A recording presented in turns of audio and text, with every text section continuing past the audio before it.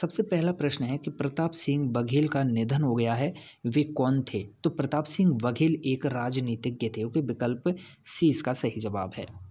अगला प्रश्न है कि मध्य प्रदेश में साहित्य परिषद का गठन कब हुआ था? साहित्य परिषद की स्थापना कब हुई थी?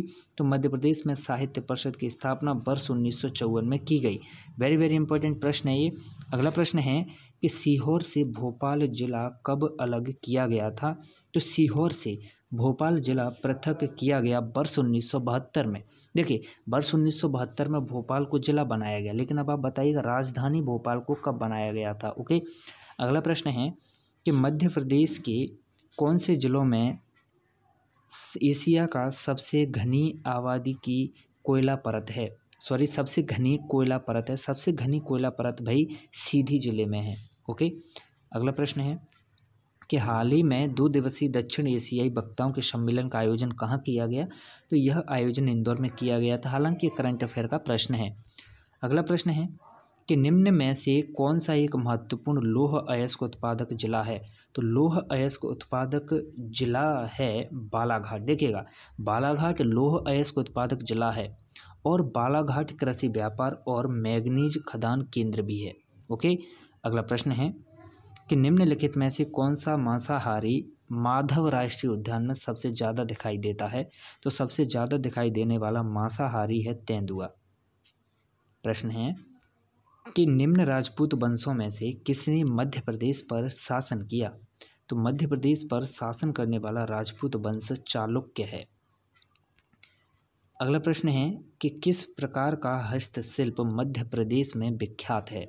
तो मध्य प्रदेश में विख्यात हस्तशिल्प है कांच का उद्योग भी और टेराकोटा। ये दोनों ही हस्तशिल्प हैं जो कि मध्य प्रदेश में विख्यात हैं। प्रश्न है कि किस योजना का नाम बदलकर प्रतिभा विकास योजना रख दिया गया है? तो प्रतिभा विकास योजना, जिस योजना का नाम बदला है वो है दक्षता संवर्धन प्रोग्राम।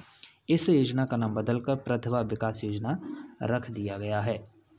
प्रश्न है कि निम्नलिखित में से कौन सी नदी है जो कि चंबल की सहायक है? तो कूनो नदी चंबल की सहायक नदी है।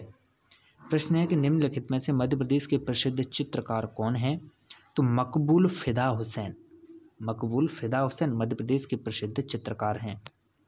प्रश्न है कि पंडित विष्णु नारायण भट्टखंडे ने माधव संगीत कॉलेज की स्थापना कहाँ की? तो इन्होंने ग्वालियर में माधव संगीत कॉलेज की स्थापना की। किसने की? पंडित विष्णु नारायण भातखंडे ने। अगला प्रश्न है कि साझा किस क्षेत्र में पारंपरिक लोक संगीत है? तो साझा पारंपरिक लोक संगीत है मालवा क्षेत्र में। प्रश्न है कि राज्य द्वारा शुरू की गई आनंदम योजना की शुरुआत किसकी सहायता के लिए की गई? तो आनंदम योजना की शुरुआत गरीब लोगों की सहायता के लिए की गई। प्रश्न है कि बाघ नदी के उच्च प्रति के किससे व्युत्पन्न समृद्धि और चमक वनस्पति जन्य और प्राकृतिक रंग प्रदान करती है जो कि परंपरागत तरीके से बाघ प्रिंट में उपयोग किया जाता है? भाई इसका सही जवाब है तांबा। बाघ नदी के उच्च प्रति के तांबा से व्युत्पन्न समृद्धि और चमक वनस्पति जन्य और प्राकृतिक रंग प्रदान करती है।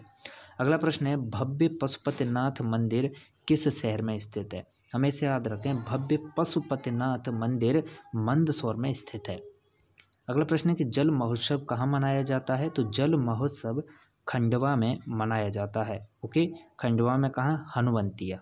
ओके, वेरी वेरी इंपॉर्टेंट है। जल महोत्सव हनुवंतिया खंडवा में मनाया जाता है। प्रश्न है कि किसकी मृत्यु के बाद से मध्य प्रदेश में मुगल शासन कमजोर हुआ?